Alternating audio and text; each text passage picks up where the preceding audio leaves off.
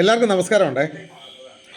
അപ്പോൾ ഡിജിറ്റൽ സർവേയെക്കുറിച്ച് നമ്മൾ ഒരു കഴിഞ്ഞ ദിവസം ഞാനൊരു പോസ്റ്റ് ഇട്ടിട്ടിരുന്നു, ഒരു വീഡിയോ. അതുമായിട്ട് ബന്ധപ്പെട്ടിട്ട് കുറേയേറെ ആൾക്കാർ അതിനകത്തിൽ പ്രവാസികളാണ് കൂടുതലായിട്ടും അതിനെക്കുറിച്ചുള്ള സംശയങ്ങളൊക്കെ ചോദിച്ചത്. അതിൽ ഏറ്റവും ഇമ്പോർട്ടൻ്റ് ആയിട്ട് എനിക്കൊരു ചോദ്യം വന്നു കേട്ടോ. അത് വളരെയധികം ശ്രദ്ധിക്കേണ്ടുന്നൊരു കാര്യമാണ്.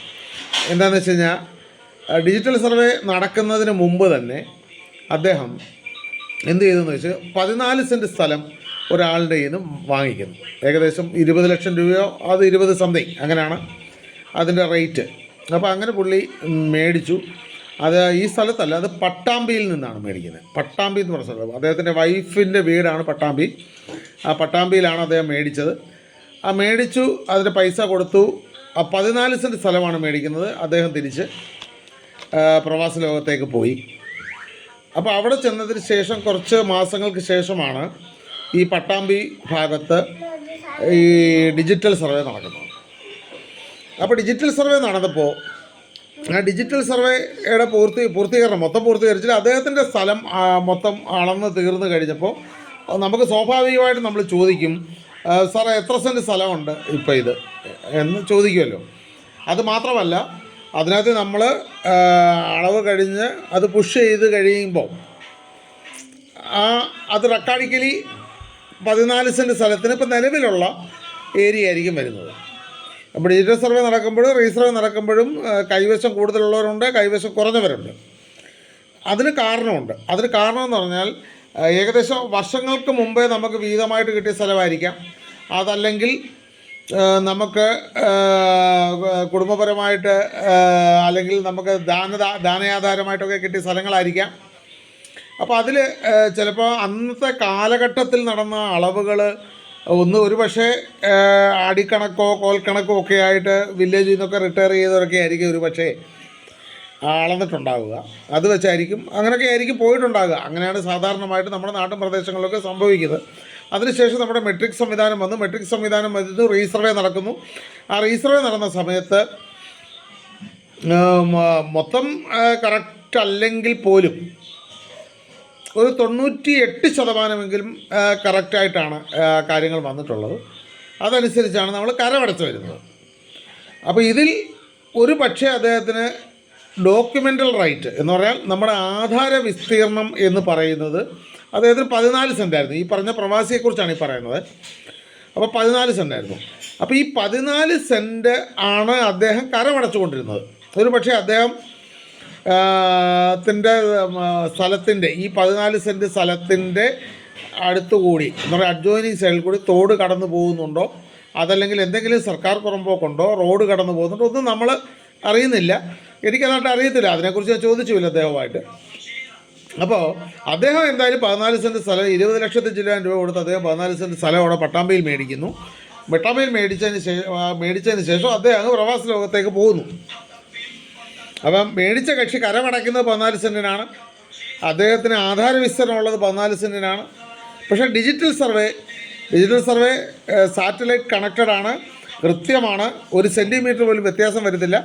അപ്പോൾ അദ്ദേഹത്തിൻ്റെ ഡിജിറ്റൽ സർവേ വന്നപ്പോൾ അദ്ദേഹത്തിൻ്റെ കൈവശ സ്ഥലം എന്ന് പറഞ്ഞാൽ ഈ കക്ഷി എന്ന് പറഞ്ഞാൽ അദ്ദേഹത്തിൻ്റെ മുൻ ആധാര കക്ഷി അദ്ദേഹത്തിന് ഈ പറയുന്ന പൈസയ്ക്ക് അദ്ദേഹത്തിന് ഡോക്യുമെൻ്റ് നടത്തി ഈ സ്ഥലം കൊടുക്കുന്ന സമയത്ത് അദ്ദേഹം എന്ന് പറഞ്ഞാൽ എന്നെ വിളിച്ച ആളല്ല, ആ വിളിച്ച ആളിന് ആ സ്ഥലം കൊടുത്ത ആൾ കരമടയ്ക്കുന്നത് 14 സെൻറ്റിനാണ്. 14 സെൻറ്റിനാണ് അദ്ദേഹത്തിൻ്റെ ഡോക്യുമെൻറ്റ്. അതാണ് നമ്മൾ പ്രത്യേകം ശ്രദ്ധിക്കേണ്ടത്. അപ്പോൾ ആ ഡോക്യുമെൻറ്റേഷൻ കഴിഞ്ഞു, പൈസ കൊടുത്തു, പുള്ളി പോയതിന് ശേഷം ഡിജിറ്റൽ സർവേ വരുന്നു. ഡിജിറ്റൽ സർവേയിൽ നടന്നപ്പോൾ അതെന്ത് പറ്റി? അത് 16.5 സെൻറ്റ് സ്ഥലമുണ്ട് അദ്ദേഹത്തിൻ്റെ കൊടുത്ത സ്ഥലം. അത് എൻ്റെ ഭൂമി പോർട്ടലിൽ ഒരു പക്ഷേ അദ്ദേഹം കയറി നോക്കിയതായിരിക്കും, ഈ വിറ്റ കക്ഷി നോക്കിയതായിരിക്കും. അപ്പോൾ 16 സെൻറ്റ് സ്ഥലമുണ്ടെന്ന് അദ്ദേഹം മനസ്സിലാക്കിയതിന് ശേഷം ഈ എൻ്റെ വീഡിയോ കണ്ട് എനിക്ക് കമൻറ്റ് ചെയ്ത ആ 14 സെൻറ്റ് സ്ഥലം മേടിച്ച ആ മനുഷ്യനെ അദ്ദേഹത്തിനെ വിളിക്കുന്നു. വിളിച്ചതിന് ശേഷം പറയുന്നു, ഇത് 16 സെൻറ്റ് സ്ഥലമുണ്ട്, എനിക്ക് അത്ര സ്ഥലം തരാൻ പറ്റത്തില്ല. അതുകൊണ്ട് 14 സെൻറ്റ് സ്ഥലത്തിൻ്റെ പൈസയാണ് നിങ്ങൾ തന്നത്, 16 സെൻറ്റ് സ്ഥലം അതുണ്ട്, അപ്പോൾ 2.5 സെൻറ്റിൻ്റെ സ്ഥലത്തിൻ്റെ പൈസയോട് എനിക്ക് വേണം. നല്ലൊരു ചോദ്യമാണ് എന്നോട് ആ പ്രവാസ ലോകത്തു നിന്ന് അദ്ദേഹം ചോദിക്കുന്നത്. അത് കാരക്കാട് സ്വദേശിയാണ്, ചെങ്ങന്നൂർ കാരക്കാട് സ്വദേശിയാണ് എന്നോട് ചോദിക്കുന്നത്. അപ്പോൾ നിങ്ങൾ തന്നെ ആലോചിക്കുക, എനിക്ക് ആക്ച്വലി 14 സെൻറ്റ് സ്ഥലമേ ഉള്ളൂ. എനിക്ക് 16 സെൻറ്റ് സ്ഥലം വിൽക്കാൻ പറ്റുമോ? വിൽക്കാൻ പറ്റില്ല. അപ്പോൾ ഈ 16 സെൻറ്റ് സ്ഥലത്തിനകത്തിൽ 14 സെൻറ്റ് സ്ഥലത്തിനകത്ത് 16 വന്നതിൽ ബാക്കിയുള്ള 2.5 സെൻറ്റ് സ്ഥലം അയാൾ ബലമായി അളന്ന് ഞാൻ മാറ്റിയിടും എന്നാണ് ഭീഷണി. എന്ത് ഈ മനുഷ്യൻ്റെ ഓരോ ചിന്താഗതിയുടെ പ്രശ്നമാണ്. അപ്പോൾ അദ്ദേഹം എന്നോട് വിളിച്ചു ചോദിച്ചു, സാറേ ഇങ്ങനൊരു വിഷയമുണ്ട്. അപ്പോൾ 14 സെൻറ്റും 16 സെൻറ്റ് ഉണ്ടോ എന്നുള്ളത് എനിക്കറിയില്ല. അവർ ഡിജിറ്റൽ സർവേ അല്ല ചെയ്തത്. ഏതെങ്കിലും റിട്ടയർഡ് വില്ലേജ് ഓഫീസർമാരെ കൊണ്ടോ ആരെങ്കിലും കൊണ്ടോ നീളം കൊണ്ടോ വീതി ഈസിക്കൽ വിസ്തീർണം അതായിരിക്കും അവർ ചെയ്തത്. അല്ല, ഇനിയിപ്പോൾ അളന്ന സമയത്ത് അവർക്ക് 16 സെൻറ്റ് സ്ഥലം ഉണ്ടെന്ന് വെച്ചോ, ഉണ്ടെങ്കിൽ പോലും 16 സെൻറ്റ് സ്ഥലത്തിൻ്റെ പൈസ നമുക്ക് കൊടുക്കാൻ പറ്റില്ല. എന്ന് പറഞ്ഞാൽ 14 സെൻറ്റിന് ഇദ്ദേഹത്തിന് ഡോക്യുമെൻ്റ് ഉള്ളൂ. അദ്ദേഹം ഡോക്യുമെൻ്റ് മാത്രമല്ല, അത്രയേ അദ്ദേഹം കരമടയ്ക്കുന്നുള്ളൂ എന്നുള്ളതാണ് അതിൻ്റെ വാസ്തവം. 14 സെൻറ്റിന് ഇദ്ദേഹത്തിന് അവകാശമുള്ളൂ. 14 സെൻറ്റാണ് ഇദ്ദേഹം കൊടുത്തത്. അയാൾ ബൗണ്ടറി കെട്ടിയിട്ടിരിക്കുന്ന സ്ഥലമാണ്. ആ സ്ഥലത്തിന് 16 സെൻറ്റ് വിസ്തീർണമുണ്ട്.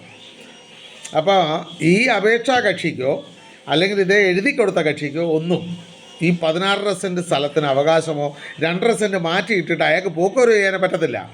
അയാൾക്ക് ഡോക്യുമെൻ്റ് ഇല്ല. അയാൾക്ക് ഡോക്യുമെൻ്റ് ഉള്ളത് 14 സെൻറ്റ് സ്ഥലത്തിനാണ്. അപ്പോൾ ഇതിന് നമ്മുടെ ഡിജിറ്റൽ സർവേ നടക്കുന്ന സമയത്തോടൊപ്പം തന്നെ ഒരു സെറ്റിൽമെൻറ്റ് കമ്മിറ്റി ഉണ്ടായിട്ടുണ്ട്. ആ സെറ്റിൽമെൻറ്റ് കമ്മിറ്റിയാണ് ഇതിനെക്കുറിച്ചൊരു തീരുമാനം എടുക്കുന്നത്. അതിന് കുറച്ചുകൂടെ ടൈം എടുക്കും. ആ ടൈം എടുക്കുന്ന സമയത്ത് അത് എക്സസ് ലാൻഡുള്ള ആൾക്കാരുടെ ഭാഗത്തു നിന്നും സർക്കാരിലേക്ക് ഒരു മിനിമൈസ്ഡ് ഫീസുണ്ട്. ആ ഫീസ് ഏർപ്പെടുത്തി നിങ്ങൾക്ക് ആ സ്ഥലം സർക്കാർ തരും. അങ്ങനെയാണ് നിലവിൽ ഇപ്പോൾ സർക്കാരിൻ്റെ തീരുമാനം.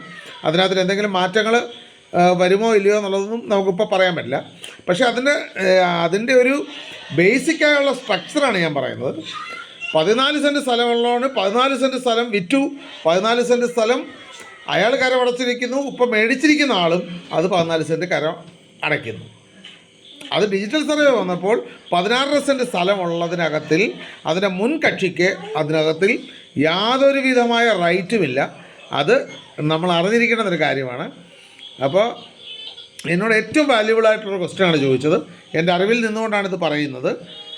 ആർക്കെങ്കിലും അതിൽ കൂടുതൽ അറിവുള്ള ഈ ഡിപ്പാർട്ട്മെൻറ്റായിട്ട് ബന്ധപ്പെട്ട ആൾക്കാർക്ക് വേണമെങ്കിൽ തിരുത്താം. എൻ്റെ അറിവിൽ ഇതാണ് ഉണ്ടായിട്ടുള്ളത്. ഞാൻ എൻ്റെ നേരത്തെ ഉണ്ടായിരുന്ന HSO ആയിട്ടൊക്കെ വിളിച്ചു ചോദിച്ചിട്ടാണ് ഈ ഒരു മറുപടി പറയുന്നത്. അപ്പോൾ ശരി, എല്ലാവർക്കും നമസ്തേ. ഭൂമി നമ്മുടേതാണ്. എൻ്റെ ഭൂമി, ഈ സർക്കാർ നടപ്പിലാക്കുന്ന എൻ്റെ ഭൂമി പദ്ധതി നിങ്ങളുടേതാണ്. നമസ്കാരം.